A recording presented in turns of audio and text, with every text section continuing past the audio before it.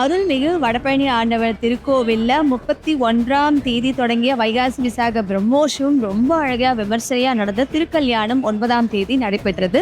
10ஆம் தேதி பூப்பல்லக்கு, 11ஆம் தேதியிலிருந்து 20ஆம் தேதி வரைக்கும் விடையாற்றி திருவிழா நடக்குது. அதாவது பிரம்மோற்சவம் 10 நாள் நடைபெற்றது. அந்த 10 நாள்லயுமே 2 வேலையுமே புறப்பாடு நடக்கும். அப்படி புறப்பாடு நடந்து ரொம்பவே சிறப்பா நடைபெற்றுட்டு இருந்தது.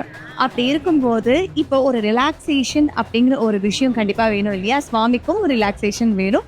அதே மாதிரி தொண்டு செய்யும் தொண்டர்களுக்கும் சரி, இங்க இருக்கக்கூடிய பக்தர்களுக்கும் சரி, எல்லாருக்குமே ஒரு என்டர்டெயின்மெண்ட் வேணும் அப்படிங்கிறதுக்காகவே விடையாற்றி விழா நடக்குது அப்படிங்கிறது என்னுடைய அபிப்பிராயம்.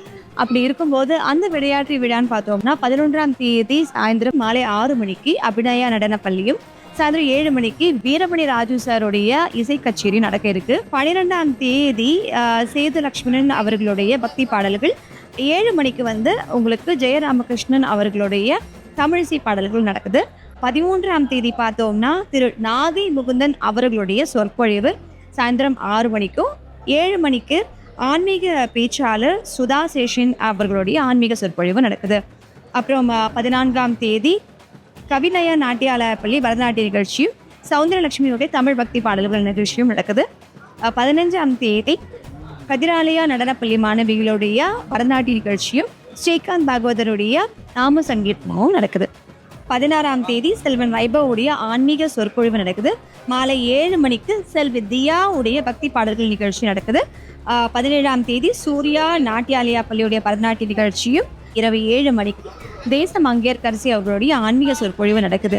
அதே போல 18ஆம் தேதி நடராஜன் நாட்டியாலயா பள்ளியுடைய நடன நிகழ்ச்சியும், உங்களுக்கு 7 மணிக்கு மகன்யஸ்ரீ குழுவினருடைய தமிழ் பக்தி பாடல்களும் நடக்குது.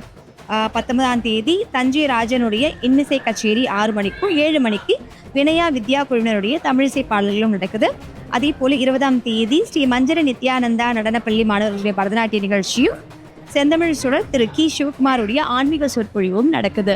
இந்த நிகழ்ச்சி என்னென்னு நீங்கள்லாம் தெரிஞ்சுக்கிட்டு இருப்பீங்க. இந்த நாட்டியம், நடனம் எல்லாத்துலயுமே கலந்துக்கிட்டு நீங்களும் என்னென்ன சுவாமியை பத்தி சொல்றாங்க அப்படிங்கிறதையும் தெரிஞ்சுக்கோங்க. விடையாற்றி உற்சவத்துக்கு உங்க எல்லாரையும் வருக வருக என்று வரவேற்கிறோம்.